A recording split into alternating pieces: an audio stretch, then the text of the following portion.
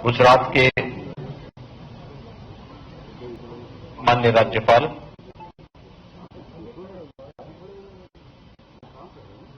माननीय श्री आचार्य देवव्रत जी, उत्तर प्रदेश सरकार में मेरे वरिष्ठ सहयोगी कृषि शिक्षा एवं अनुसंधान विभाग के मंत्री श्री सूर्य प्रताप शाही जी, प्रदेश के गन्ना एवं चीनी मिल विभाग के मंत्री चौधरी लक्ष्मी नारायण जी, प्रदेश के उद्यान राज्य मंत्री स्वतंत्र प्रभार श्री दिनेश प्रताप सिंह जी, कृषि विभाग के राज्य मंत्री सरदार बलदेव सिंह गोलक जी, प्रदेश के ग्राम्य विकास विभाग के राज्य मंत्री श्रीमती विजयलक्ष्मी गौतम जी, प्रदेश के कृषि उत्पादन आयुक्त श्री मनोज कुमार सिंह जी, अपर मुख्य सचिव कृषि श्री देवेश चतुर्वेदी जी, कृषि निदेशक आज की इस विशेष कार्यशाला में उपस्थित प्रदेश के अंदर खेती किसानी के क्षेत्र में कार्य करने वाले कृषि शिक्षा से जुड़े हुए हमारे कृषि वैज्ञानिक गण, कृषि विभाग के अधिकारीगण और विगत 2-2.5 वर्ष से प्राकृतिक खेती के साथ जुड़े हुए हमारे सभी प्रगतिशील किसान बंधु और उपस्थित भाइयों बहनों,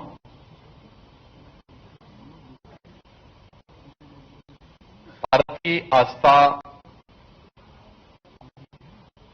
और धरती माता को बचाने के इस अभिनव कार्यक्रम को आगे बढ़ाने के लिए आदरणीय प्रधानमंत्री जी की प्रेरणा और उनके मार्गदर्शन में जो कार्य आचार्य देवव्रत जी कर रहे हैं और लगातार उनका सानिध्य पूरे देश को प्राप्त हो रहा है। उत्तर प्रदेश के अंदर इतनी बड़ी किसी बड़ी दूसरी कार्यशाला में मेरा उनके साथ एक साथ बैठने का मुझे अवसर प्राप्त हुआ है। मैं इस अवसर पर आप सभी धरती माता को बचाने, गौ माता की रक्षा के लिए आग्रही आप सभी उपस्थित इस क्षेत्र के विशेषज्ञों, प्रगतिशील किसानों और पूरे प्रदेशवासियों की ओर से मैं आचार्य देवव्रत जी का हृदय से स्वागत करता हूं और अभिनंदन करता हूं। हमारे लिए वास्तव में यह कार्यक्रम भारत की आस्था को बचाने का तो कार्यक्रम है ही, इस धरती माता को उसके वास्तविक स्वरूप में रखने का भी एक अभियान है।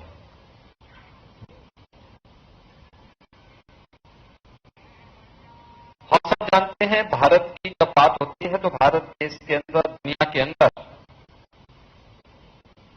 एक कृषि प्रधान देश माना जाता रहा है।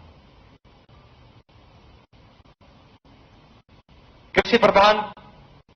भारत की अर्थव्यवस्था का आधार भारतीय गोवंश रहा है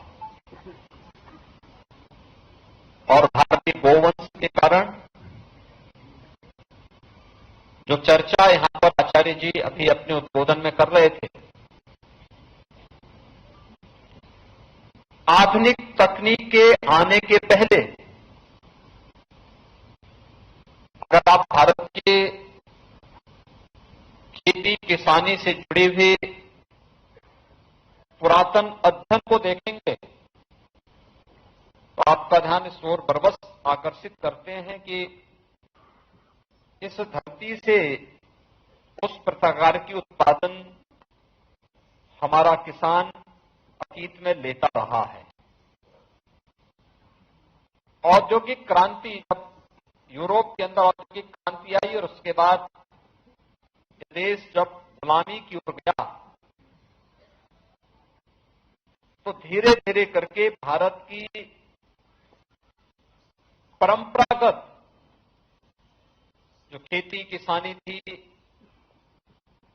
आस्था थी, इन सब पर प्रहार होना प्रारंभ हुआ था और वहीं से पराभव भी शुरू हुआ। यह अभियान भले ही हम लोगों ने देश के अंदर खाद्यान्न में आत्मनिर्भरता के लक्ष्य को प्राप्त किया हो,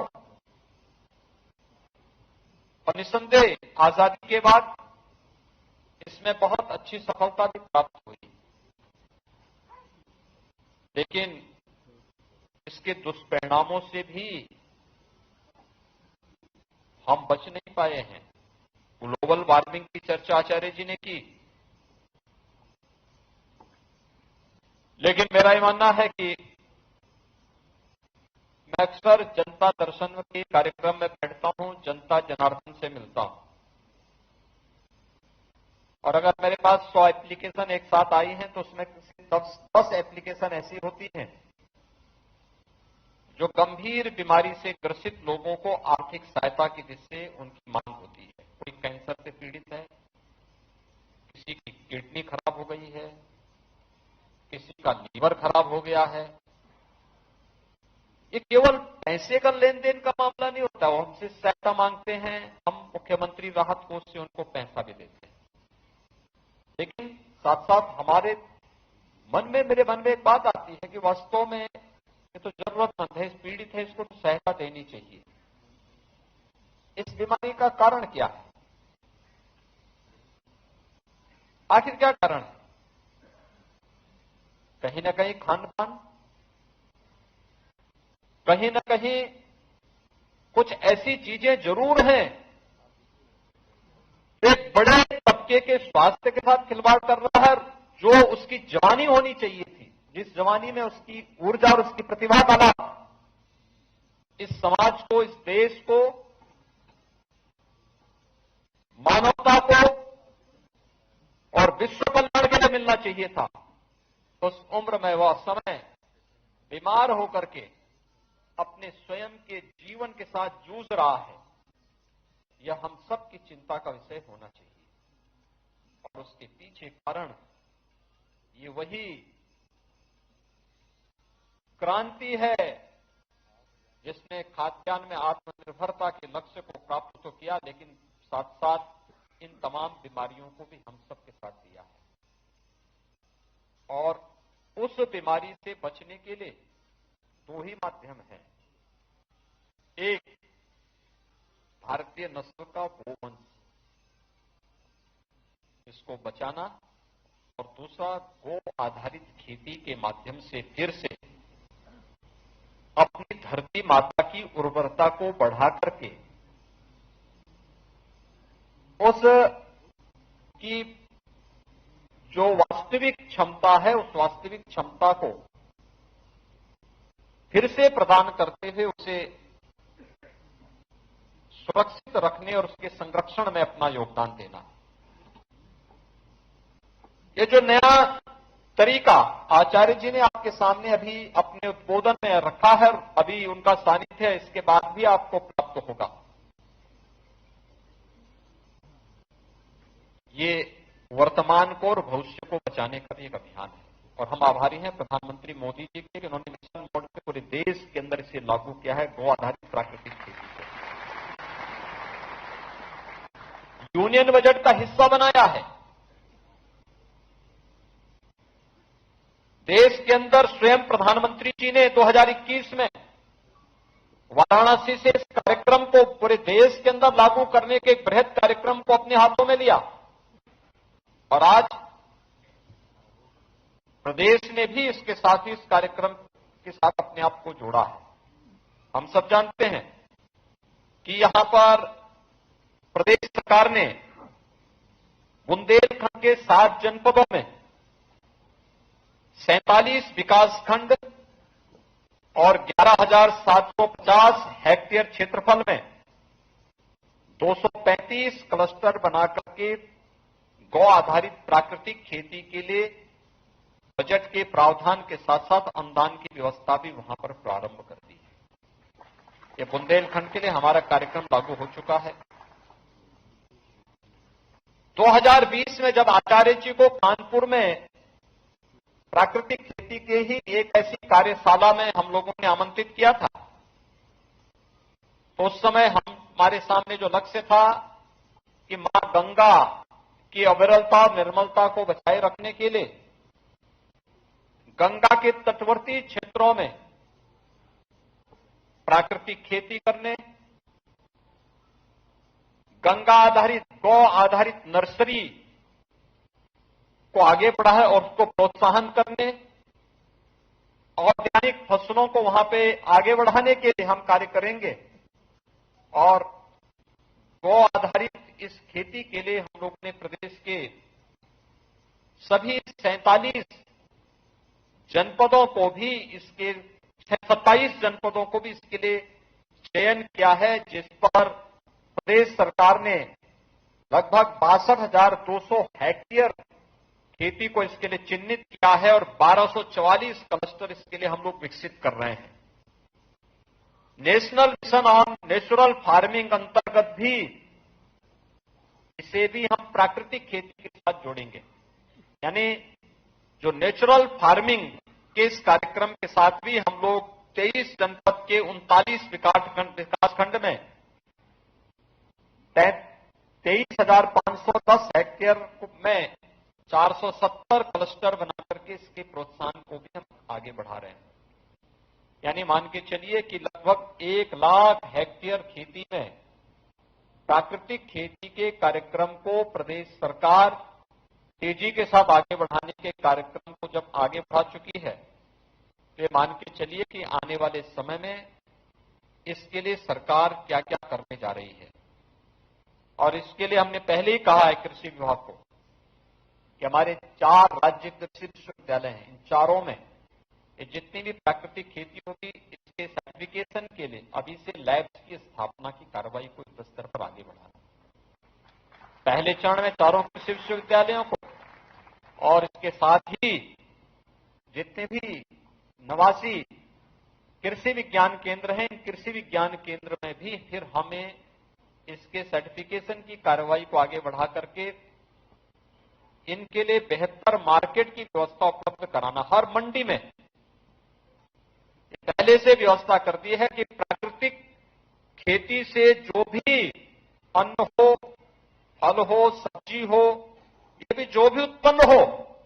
इसके लिए एक व्यवस्था आरक्षित की जाए और उनकी बिक्री की विशेष व्यवस्था प्रारंभ की जाए, जिससे हम इन कार्यक्रमों को आगे बढ़ा सकें।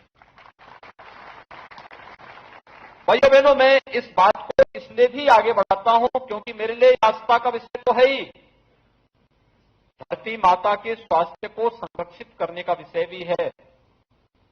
साथ साथ जब मैं नौजवानों को तमाम प्रकार की गंभीर बीमारियों से ग्रसित होते हुए देखता हूं, उस समय में लगता है कि वास्तव में इसकी प्रतिभा और इसकी ऊर्जा का लाभ लेने से हम वंचित रह गए। उसको बचाने की वे मुहिम में है और इसीलिए मैं जब कुरुक्षेत्र के आचार्य जी के गुरुकुल में स्वयं देखने के लिए गया था, तो मैंने वहां देखा है खेती कैसे होती है। पशुपालन, भारतीय नस्ल के गोवंश को कैसे उसकी उन्नत नस्ल में बदला जा सकता है, यह भी मुझे बहुत नजदीक से देखने को मिला। और यही नहीं, वहां पर ऑर्गेनिक फसलों को भी उन्नत रूप से कैसे आगे बढ़ाया जा सकता है, यह भी मुझे बहुत नजदीक से देखने का अवसर प्राप्त हुआ है। और इसलिए मैं आप सबसे इस बारे में अनुरोध करूंगा, इतनी बड़ी संख्या में हम सब यहां पर हैं। जब कानपुर की जो कार्यशाला हुई थी, कानपुर की कार्यशाला के बाद केवल एक कार्यशाला हो, एक औपचारिकता नहीं थी। मैं उसके बाद भी फीडबैक देता था कि वास्तव में इस कार्यशाला में जो भी प्रगतिशील किसान आए थे या जो भी हमारे कृषि वैज्ञानिक आए थे, इन लोगों ने आगे क्या किया है। मुझे देख के बहुत आनंद की अनुभूति होती है कि उसमें से ज्यादातर लोगों ने अपने यहाँ प्राकृतिक खेती प्रारंभ भी किया और वे लोग ट्रेनर के रूप में अन्य क्षेत्रों में जाकर के लोगों को ट्रेनिंग देने के कार्यक्रम के साथ जुड़े हैं। ज्ञान की परंपरा तो आदान प्रदान से ही चलती है और इसलिए आपके लिए 2 दिवसीय कार्यशाला आपको एक मास्टर ट्रेनर के रूप में आगे बढ़ाने के लिए एक मौका है। मार्केट हम देंगे, आपके द्वारा जो प्राकृतिक प्रोडक्ट पैदा होगा उसके लिए बाजार की व्यवस्था हम करेंगे, उसके सर्टिफिकेशन की व्यवस्था हम करेंगे और उसका अच्छा दाम मिले इसको भी सरकार हर स्तर पर प्रोत्साहित करेगी। हम लोग ये भी व्यवस्था करेंगे, किसान कृषि विभाग इस बात को सुनिश्चित करेगी कि जो किसान इसके साथ जुड़ रहा है, प्राकृतिक खेती के साथ जुड़ रहा है, उसको हम लोग अगर किन्हीं कारणों से, यद्यपि कोई इस प्रकार की कहीं कोई गुंजाइश है ही नहीं कि वहां पर उससे कोई नुकसान हो, लेकिन अगर फिर भी कोई ऐसी स्थिति आती है तो सरकार उसमें आपके साथ खड़ी है, कहीं कोई समस्या नहीं आएगी। हमें इसके बारे में जानना पड़ेगा और इसी में, क्योंकि अगर हमें किसान की आमदनी को दुगना करना है वो तो प्रधानमंत्री जी ने कर दिया है। लागत का 1.5 गुना एमएसपी दिया है, अन्य तमाम चीजों में सब्सिडी दे करके हम लोगों ने खेती के दायरे को बढ़ाया है, सिंचाई की अच्छी सुविधा दी है। अकेले उत्तर प्रदेश ने विगत 5 वर्ष में 21 लाख हेक्टेयर भूमि को सिंचाई की अतिरिक्त सुविधा उपलब्ध करवाई है। 21 लाख हेक्टेयर भूमि को। पहले डीजल में कितना पैसा लगता था, आज बिजली देनी प्रारंभ हुई, गांव गांव में बिजली जा रही है और अब तो हम लोगों ने पहली बार हुआ उत्तर प्रदेश के अंदर कि बिजली के दाम खेती किसानी के मामले में आज लगभग आधे किए गए हैं उत्तर प्रदेश के अंदर, आधा हुआ है। और हमारा प्रयास है पीएम कुसुम योजना के अंतर्गत अगले 1 वर्ष में 30,000 सोलर पैनल उपलब्ध करवा करके किसानों को सोलर पैनल उपलब्ध करवा करके उन्हें बिजली की व्यवस्था से भी मुक्त करते हुए सोलर का भी उपयोग करें, आराम से उनको मुफ्त में ही वहां पर उनको पानी भी मिलेगा। तो लागत इससे कम हो ही रही है, लेकिन अगर फर्टिलाइजर, केमिकल और पेस्टिसाइड इससे मुक्ति मिलेगी तो जो आचार्य जी कह रहे थे कि 15,000 पर एकड़ में अभी खर्चा आता है पेस्टिसाइड, केमिकल और फर्टिलाइजर का,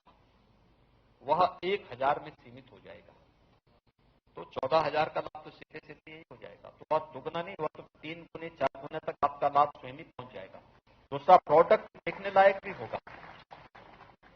ये चीजें देखने लायक होती हैं और मुझे लगता है उसका ज्ञान करना, उसका अनुभव लेना, उसके साथ जुड़ना, ये तो धरती माता के प्रति भी और प्रकृति और पर्यावरण के प्रति भी एक जागरूक नागरिक के रूप में हम सबके दायित्व को प्रदर्शित करने का एक माध्यम होगा। तो यह एक अभियान है आस्था के सम्मान का भी और धरती माता के प्रति हमारे कर्तव्यों के निर्वहन का भी एक माध्यम बनेगा। मैं आज के इस अवसर पर आचार्य जी का एक बार फिर से हृदय से अभिनंदन करता हूं। आज की इस कार्यशाला के साथ जुड़े हुए आप सभी उपस्थित भाइयों बहनों को मैं इस आधार पर आपका सबका भी अभिनंदन करता हूं कि आपने इसमें रुचि ली। इसमें बहुत सारे तो हमारे ऐसे